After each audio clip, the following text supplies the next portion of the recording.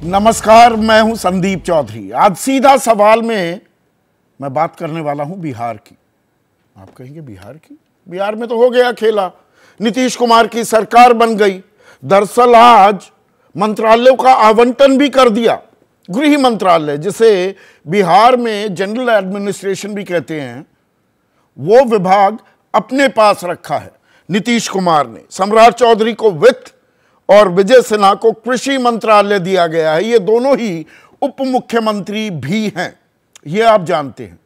तो आज फिर चर्चा क्यों?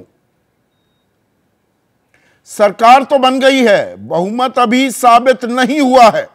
आज 3 तारीख है, शनिवार का दिन। आज से 7 दिन बाद शनिवार के ही दिन 10 फरवरी को बहुमत साबित करना है नीतीश कुमार को। अब क्या बहुमत है नीतीश कुमार के पास?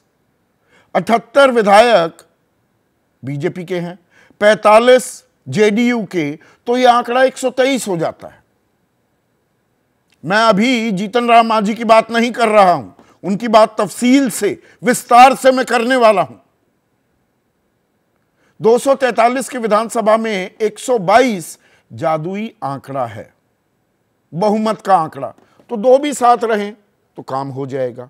अभी उनके पास 128 विधायक हैं जो समर्थन है। इसमें हम अवामी मोर्चा जो पार्टी है, जीतन राम मांझी उनके 4 और 1 निर्दलीय, जिन्हें मंत्री बना दिया गया है। पर आज एक दिलचस्प बात कह दी जीतन राम मांझी ने। जब मंत्रालयों का आवंटन हुआ, जीतन राम मांझी बोले, अरे भाई, मुझे तो आरजेडी की तरफ से मुख्यमंत्री का पद मिल रहा था, वो प्रस्ताव आ गया था। अब हमें कम से कम 2 मंत्रालय तो चाहिए। एक से काम ना चलबे, एक से काम नहीं चलेगा। और इस बीच कांग्रेस ने भी फिर से दाना डाल दिया है। आरजेडी ने तो प्रस्ताव दिया ही था, और यह एक्सक्लूसिव खबर एबीपी न्यूज ने आपको दी थी। अब कांग्रेस के प्रदेश अध्यक्ष अखिलेश, वो कह रहे हैं जीतन राम मांझी आप बन जाइए मुख्यमंत्री। तो पहले बयान सुन लीजिए। निर्दलीय मंत्री लोग हैं, उनको मंत्री पद दे दिया गया।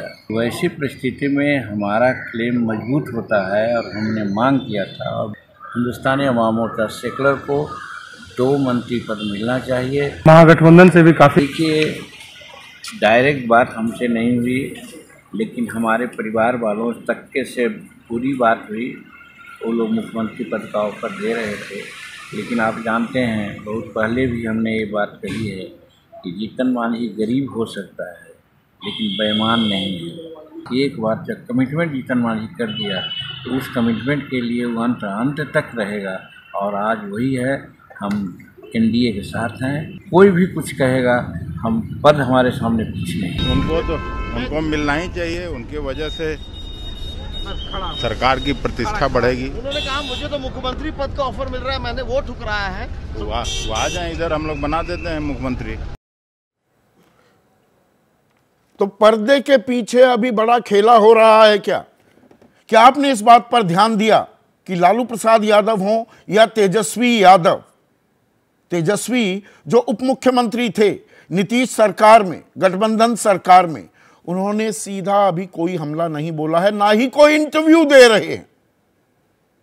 उनके परिवार वाले, उनकी बेटियां वो आक्रामक हुई जब ईडी ने प्रवर्तन निदेशालय के अपने दफ्तर पटना में 9 घंटे पूछताछ की लालू प्रसाद यादव से। अगले दिन तेजस्वी यादव से पूछताछ की, वहां आक्रामक रुख दिखाई दिया।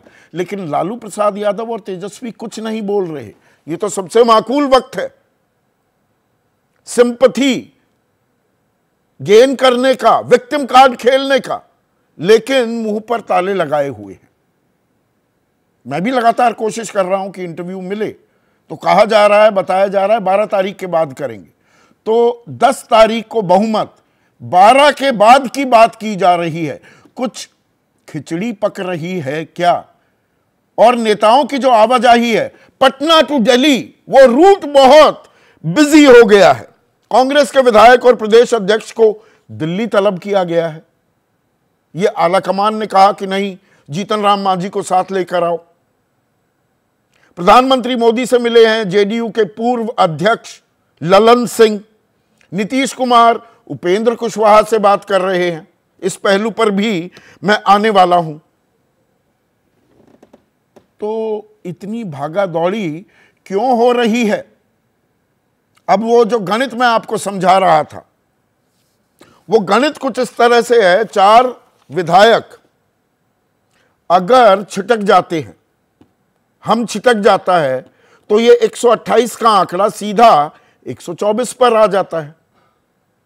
और इसमें सुमित सिंह जो निर्दलीय हैं, उनको कुछ बड़ा मिल जाए।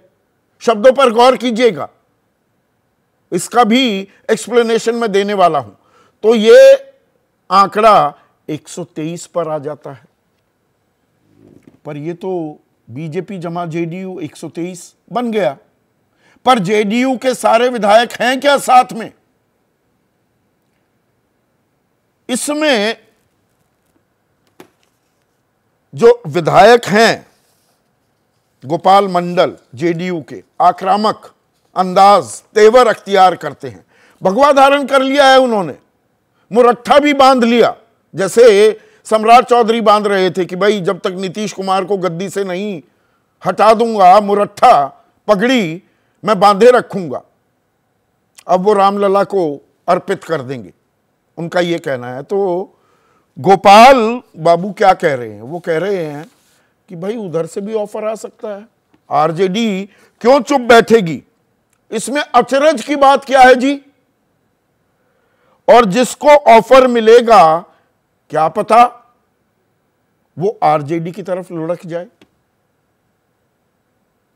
तो ये लुढ़कने का खेल हो सकता है क्या? और मांझी के हाथ पतवार लग गई है क्या? वो 1963 में एक फिल्म आई थी, बंदनी, बेहतरीन फिल्म थी। और उसमें संगीतकार थे एसडी बर्मन, गीतकार थे शैलेंद्र।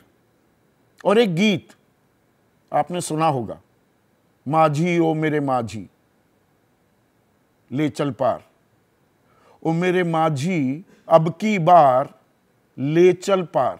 तो अब की बार बनवा दो हमारी सरकार, माझी की जगह मांझी से, या उनके सामने ये गाना आरजेडी और जेडीयू दोनों ही गुनगुना रहे हैं क्या?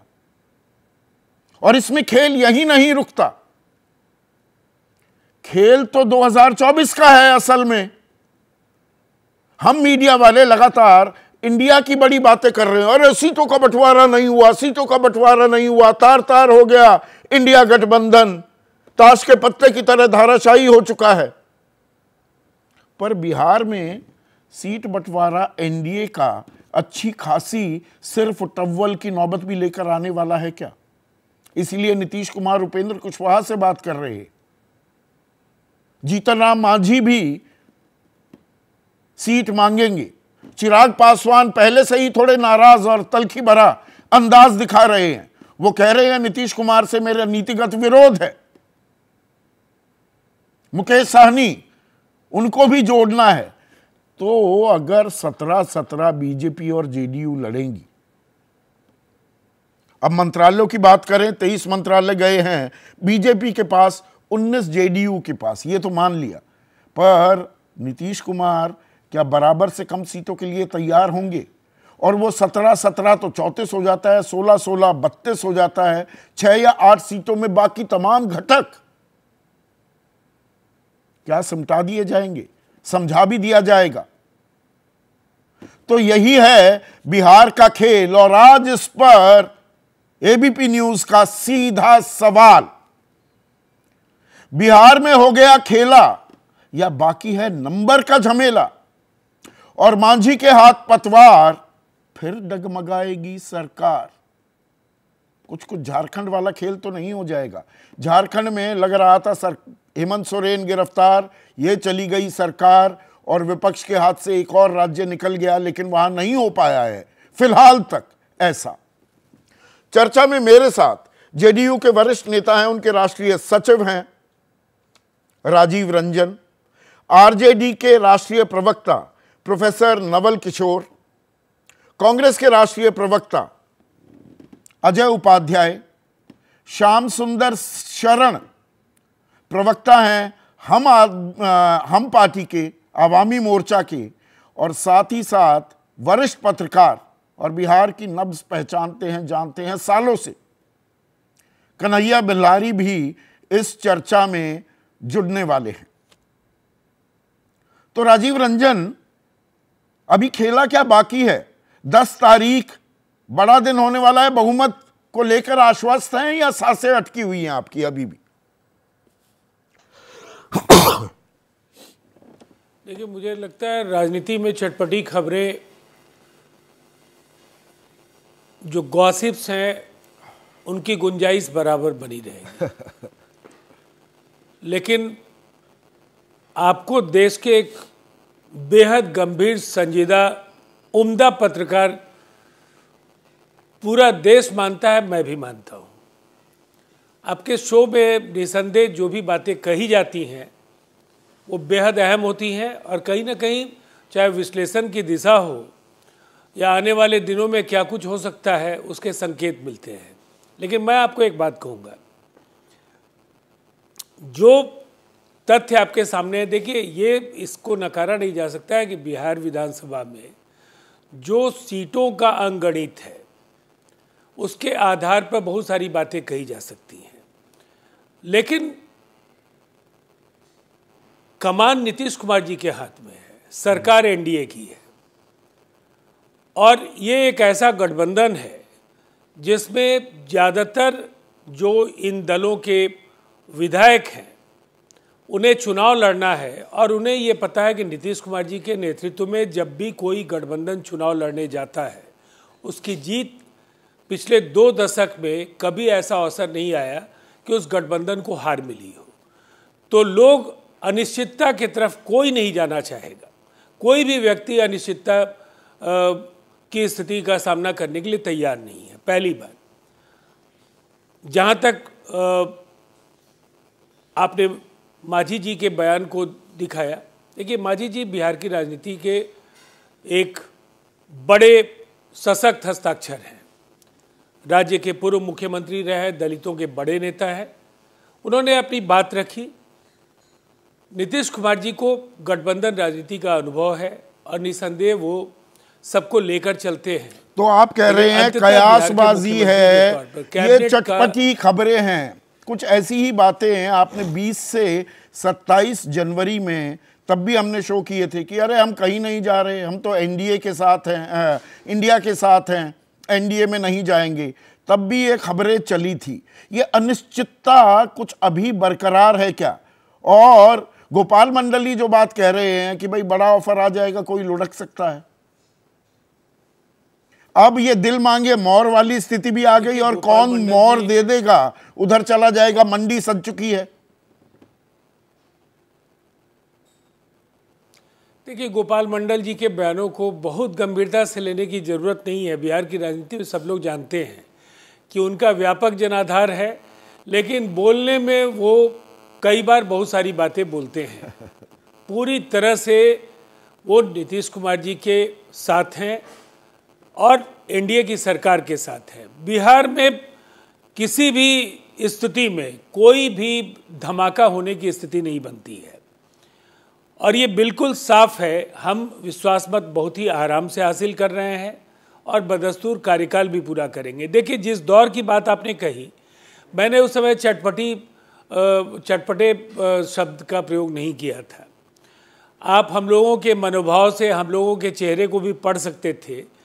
हम लोगों को गठबंधन की राजनीति और कहीं ना कहीं पार्टी का स्टैंड आपके साथ साझा करना था, लेकिन आप भी समझते थे और हम भी समझते थे कि इस गठबंधन का भविष्य नहीं है।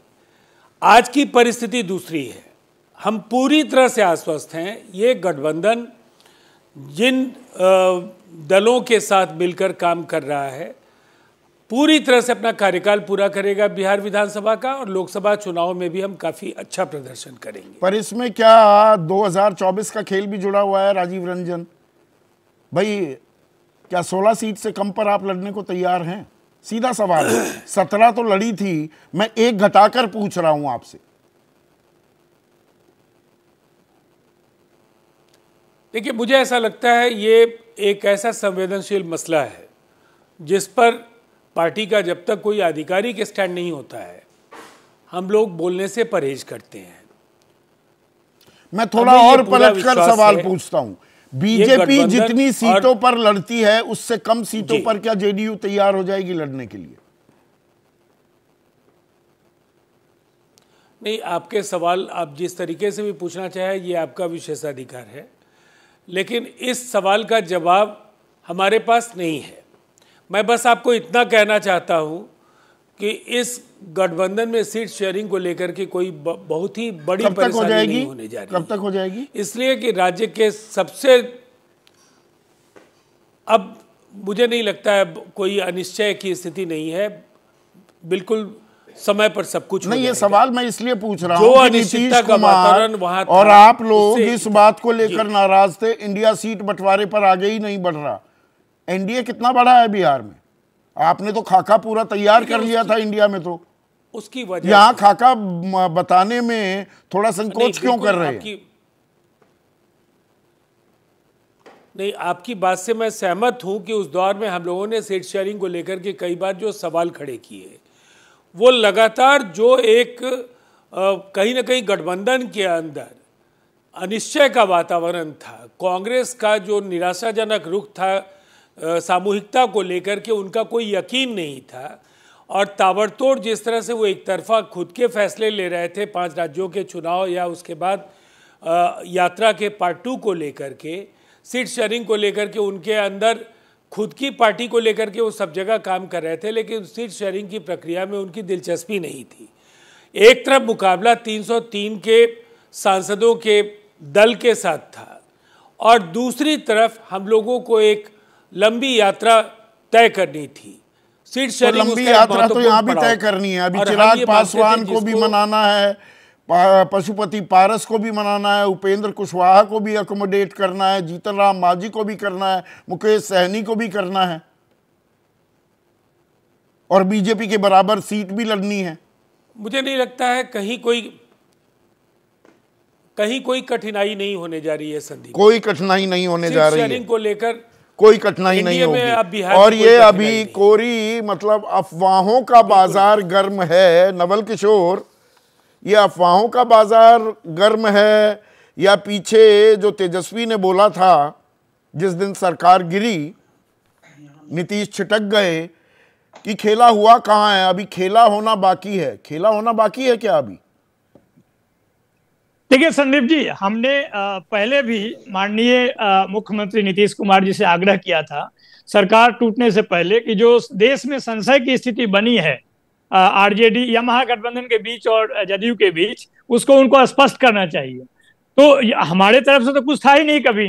जब उनको अपील किया गया उसके बाद वो जवाब देने के बदले सीधे पाला पलट लिए। तो देखिए बिहार की राजनीति में उनकी स्वीकार्यता एक समय में थी और वो एबिलिटी और अभी खेला होना बाकी है क्या? कुछ रणनीति, कुछ खिचड़ी पका रहे हैं।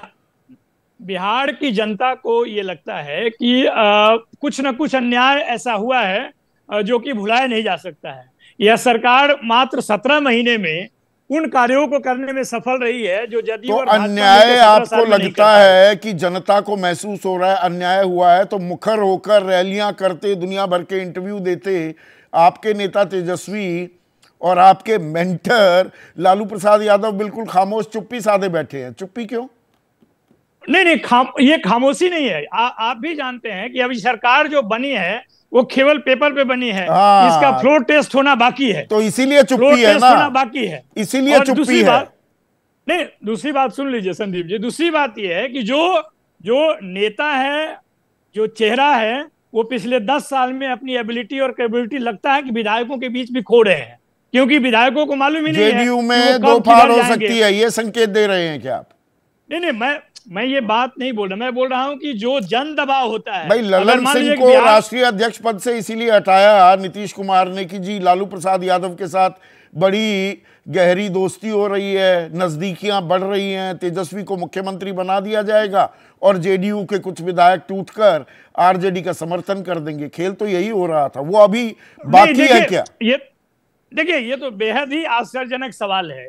जो दल शासन में है, गठबंधन में है, उनके नेता को, अपने अध्यक्ष पे डाउट हो जाए कि ये दूसरे दल के साथ में जा रहे हैं, ये तो बेहद संदेहास्पद है। अगर जो दल मिलके काम कर रहा है और दल बराबर बोल रहा है और साथ में काम कर रहा है और ऐसा काम कर रहा है कि सरकार जाने के बाद भी बिहार में चर्चा का विषय बना हुआ है कि इस तरह की नौकरी देने का कार्यक्रम हो, या जिस सक्रियता से उप मुख्यमंत्री तेजस्वी यादव काम कर रहे थे और उनके नेतृत्व को, उनके अनुभव को स्वीकार करके, सिर्फ चाचा भतीजा का रिश्ता नहीं था, एक महान समाजवादी होने का दावा करते हैं नीतीश कुमार, कर्पूरी ठाकुर जी के साथ अनुयायी होने का दावा करते हैं, तो जिन कार्यों को, जैसे जातिगत सर्वे को, जातिगत गणना कोई साधारण बात नहीं है, वो बीजेपी के साथ रहते हुए नहीं कर पाई, ये तो सच है ना। जो संविदा पर कर्मी या प्रस्ताव तो सर्वसम्मति से पास हुआ, उसमें बीजेपी के लोग भी शामिल थे, दो बार हुआ लेकिन वो प्रस्ताव। तो नहीं, लेकिन संदीप जी, लेकिन वो तो आरजेडी के आने के पहले दो बार पहले भी हो चुका था, हो चुका था, और डबल इंजन की सरकार भी थी, क्यों नहीं कराया? वो तो चाहते ही नहीं थे कि ये काम हो, और उनकी मंशा दिख गई बीजेपी वालों की कि जब हम करा रहे थे नीतीश कुमार जी के साथ मिलकर, तो वो सुप्रीम कोर्ट तक और केंद्र सरकार कितना हस्तक्षेप किया उसमें, ये तो पूरा देश और बिहार को मालूम है। मांझी के लिए दरवाजे खुले हैं। देखिए, ये खबर मैंने ही ब्रेक की थी और तब बहुत से लोगों ने कहा कि नहीं, ये ऐसा कोई प्रस्ताव नहीं दिया था ना आपने प्रस्ताव। आज भी दरवाजे खुले हैं, वो प्रस्ताव, वो ऑफर ओपन है। जीतनराम मांझी के लिए हमारी तरफ आ जाओ, मुख्यमंत्री आप बनेंगे।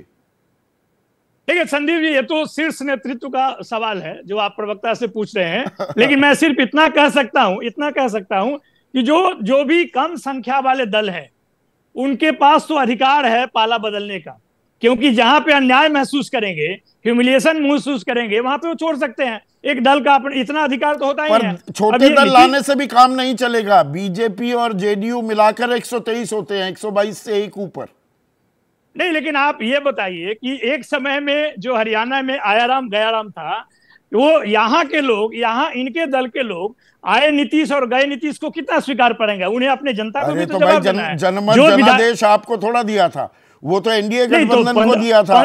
बीजेपी और नीतीश साथ लड़े थे। नहीं तो 15 में जनादेश भाजपा को थोड़े मिला था, ये बात तो अलग है। ये सवाल तो बनता ही नहीं है ना, ये सवाल बनता नहीं है। ठीक है अजय उपाध्याय, अब नवल तो सीधा नहीं बोल रहे हैं और कोई औपचारिक बयान भी नहीं आया, पर पक्की खबर थी मेरे पास। अब तो आपके प्रदेश अध्यक्ष अखिलेश सीधा ऑफर दे रहे हैं, तो अभी भी सरकार बनाने की संभावनाएं तलाश रहे हैं कि बहुत पीटा एनडीए ने हमें, बहुत सेंधमारी कर ली, अब हम पलटवार करेंगे। देखिए, मांझी जी एक महादलित परिवार के व्यक्ति हैं और महादलित का सम्मान, मान सम्मान, गरीब गुरबा का मान सम्मान हमारी पहले से भी, शुरू से भी बिहार के राजनीतिक दृष्टिकोण को ध्यान में रख करके ये सोच रही है।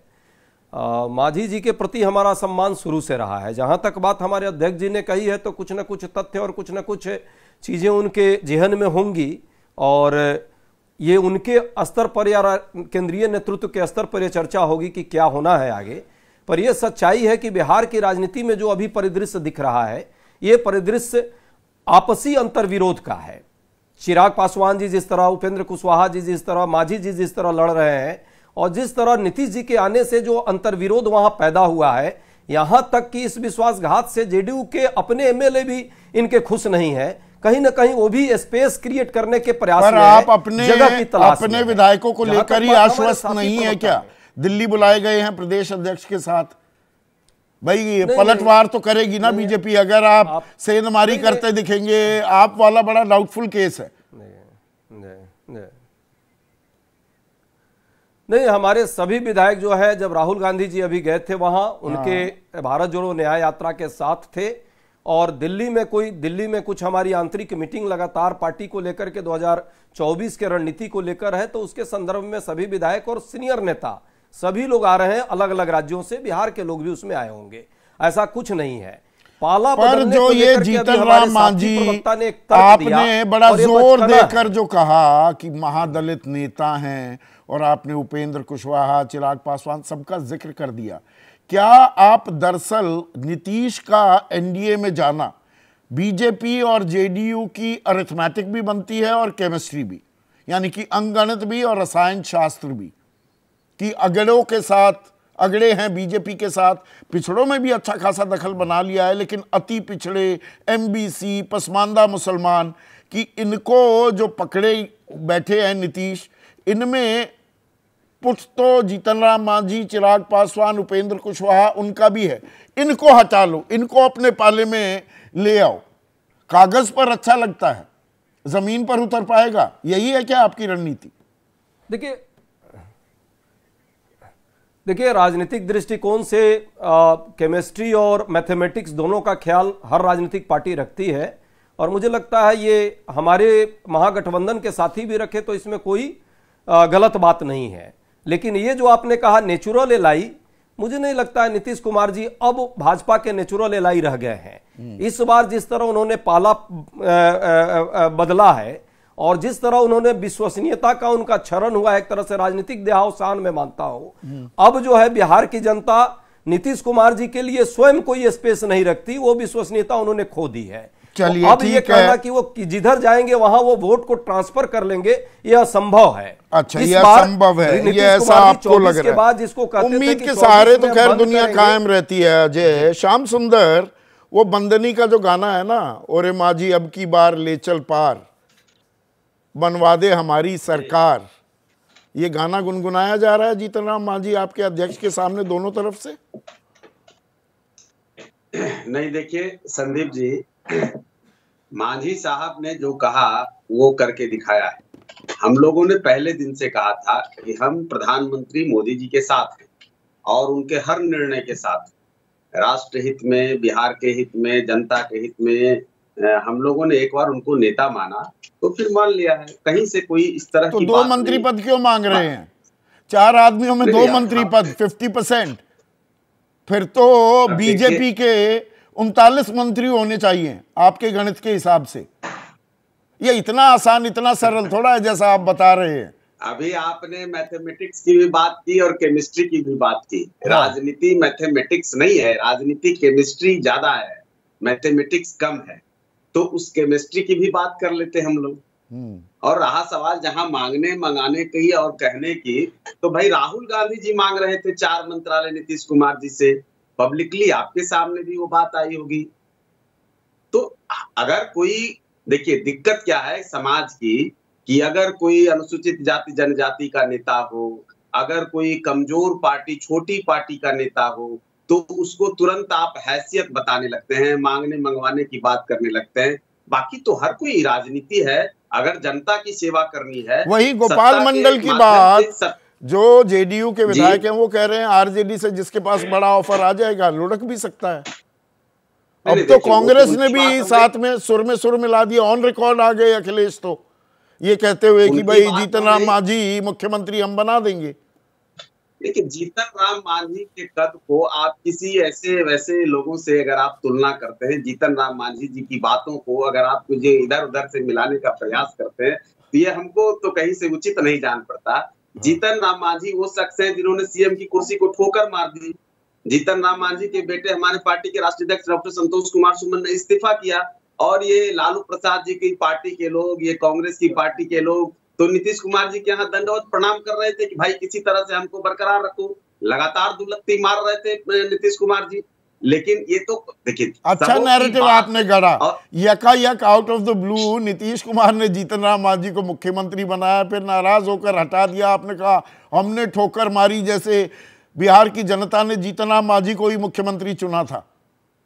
अच्छा, अगर चरण पादुका की राजनीति अगर हम करते रहते और हम जनता के हित के मुद्दे से, जनता के चीजों से अगर समझौते किए होते, तो नीतीश कुमार हमसे नाराज क्यों होते? तो आज नीतीश कुमार के साथ आप सारेगामापा कर रहे हैं, सुर में सुर मिला रहे हैं। नहीं, आज सारेगामापा आज भी नहीं कर रहे हैं, आज भी नहीं। यही तो खेल है, आज भी यही तो मैं समझना चाह रहा हूँ। यही तो श्याम सुंदर आपने वो बात कह दी, आज भी आप सुर में सुर नहीं मिला रहे। AK वाजपेयी, चिराग पासवान ने कहा नीतिगत विरोध है। आपने मेरे ही कार्यक्रम पर उससे एक दिन पहले कहा था कि समाजवादी विचारधारा और विरासत को कलंकित कर रहे हैं नीतीश। इन्हीं जो अभी श्याम सुंदर ने कहा, अब वो उसकी मरम्मत करना चाह रहे थे, पर मैं ये नीतीश से असहजता यही दिक्कत का सबब है क्या? यही खबर होगी अगले हफ्ते भर?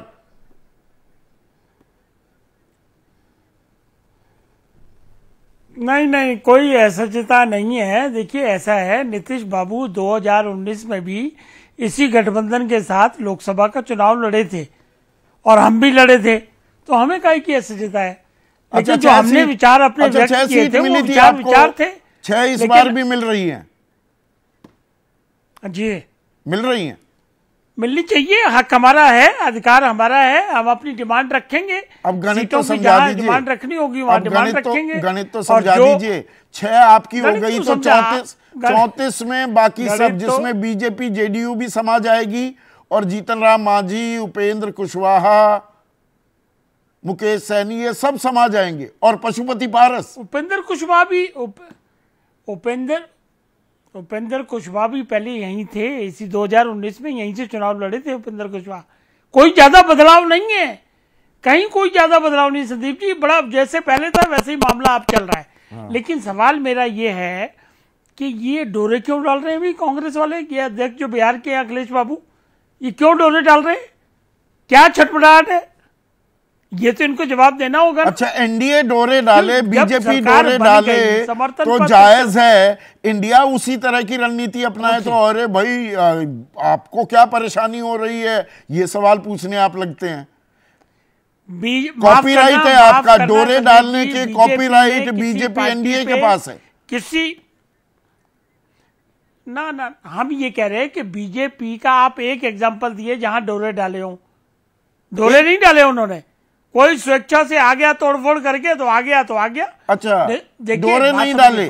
मध्य प्रदेश में क्या हुआ था? ज्योतिरादित्य सिंधिया वो सफल हुआ, जो राजस्थान में सचिन पायलट के साथ किया सफल हुआ, वो डोरे नहीं डाले जा रहे थे। अच्छा, डोरे नहीं डाले ना संदीप जी नहीं, ना एक उद्धव ठाकरे की पार्टी तोड़ दी, एनसीपी दो फाड़ कर दी, वो कोई डोरे नहीं थे। संदीप बाबू आप इतने समझदार सीनियर पत्रकार हैं, सारी चीजें आपको जानकारी है। बीजेपी के किसी भी मंत्री का, संतरी का, एमपी का, एमएलए का इस तरह का स्टैंड दिखा दें या इस तरह की स्टेटमेंट दिखा दें, कोई स्टेटमेंट ऐसी नहीं होगी। कोई स्टेटमेंट से आए, गृह मंत्री एक मिनट गृह मंत्री अमित शाह दर्जनों बार बोले सारे दरवाजे बंद नीतीश कुमार के लिए, और उनके आने से पहले 2 बार उन्होंने कहा कि नहीं, कोई प्रस्ताव आएगा तो हम इस पर विचार रखेंगे। सुशील मोदी बोले राजनीति में दरवाजे हमेशा के लिए किसी के लिए बंद नहीं होते। अरे संदीप जी, कब स्टेटमेंट दी कि हम आपको मुख्यमंत्री बना देंगे, आप हमारे पास आ जाओ? ये कभी स्टेटमेंट आई? अच्छा, हाँ, ये जरूर आई कि दरवाजे बंद हैं। यही तो हम कह रहे। देखिए 78 विधायक बीजेपी के, 45 जेडीयू के, और मुख्यमंत्री नीतीश ही रहेंगे।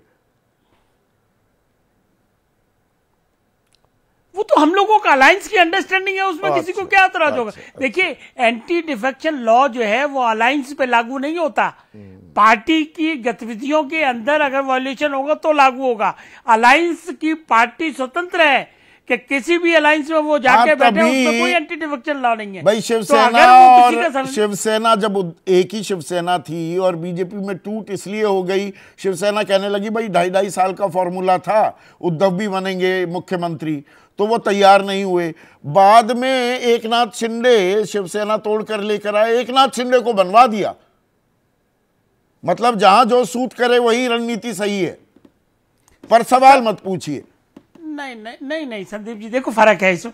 नहीं, हम सिर्फ, हमारा सिर्फ इतना सा ऑब्जेक्शन है कि इस तरह के खुले तौर पे ये स्टेटमेंट देना कि आ जाइए मांझी जी, हम आपको मुख्यमंत्री बनाने को तैयार हो, इसमें हमारा ऑब्जेक्शन है। ये क्या ल्यूरिंग कर रहे हो आप? ये किस श्रेणी में जाएगा, ये सवाल है। बल्कि आप बुरा ना माने तो ये क्रिमिनल एक्ट भी कैसा कराया जा सकता है कि अगर आप इतनी ओपनली कैसे ऑफर कर दोगे, और जब सरकार बनाने की स्थिति चल रही है, समर्थन पत्र जा चुका है, आपने एजेंसीज को क्यों दे दिया है? क्या कि कोई एजेंसी अब नोटिस लेकर आ जाएगी? जैसे केजरीवाल को आज नोटिस मिला कि भाई बीजेपी उनके विधायकों की खरीद फरोख्त कर रही है, तो नोटिस भी आ जाएगा। ये थोड़ी सी कानूनी सलाह मुफ्त की आपने दे दी एजेंसीज तो आप को। मिसगाइड क्यों करेंगे? आप देखिए संदीप जी, ये बात सही है कि किसी को अधिकार नहीं है कि मनगढ़ंती कहानी आप बना के और किसी पे एलिगेशन लगा दो, ये तो अधिकार नहीं होना चाहिए। ना कोई अधिकार नहीं होता। चक्की पीसिंग एंड पीसिंग 70,000 करोड़ का भ्रष्टाचार किया है, नेचुरली करप्ट पार्टी है। मेघालय में कोनराड सांगमा की सरकार तो भ्रष्टाचारी सरकार है, ये कहने का हक भी किसी को नहीं है। मतलब आपकी बात सही समझाऊं तो मैं रोज संदीप जी, ये तो आप ये नहीं, ये तो आप रोज पॉलिटिकल स्टेटमेंट है, पॉलिटिकल। अच्छा, वो पॉलिटिकल स्टेटमेंट है, ये पॉलिटिकल नहीं। अच्छा, ये पॉलिटिकल नहीं है, ये पॉलिटिकल नहीं है, ये ल्यूरिंग है। अच्छा, ये ल्यूरिंग है, किसी को लालच देना। अच्छा, ये किसी को लालच, ठीक है। कन्हैया बेलारी, लालच देना, खेला हो चुका है। राजीव रंजन आपके जुड़ने से पहले कह रहे थे कि आप इतने सुलझे हुए संभले हुए पत्रकार हैं, आप कयासों के बाजार पर पूरा कार्यक्रम कर रहे हैं। खेला हो चुका है, deal is done and dusted. 10 तारीख को अपना बहुमत साबित कर देंगे नीतीश कुमार, या पर्दे के पीछे बहुत कुछ हो रहा है जिसको इग्नोर नहीं किया जा सकता?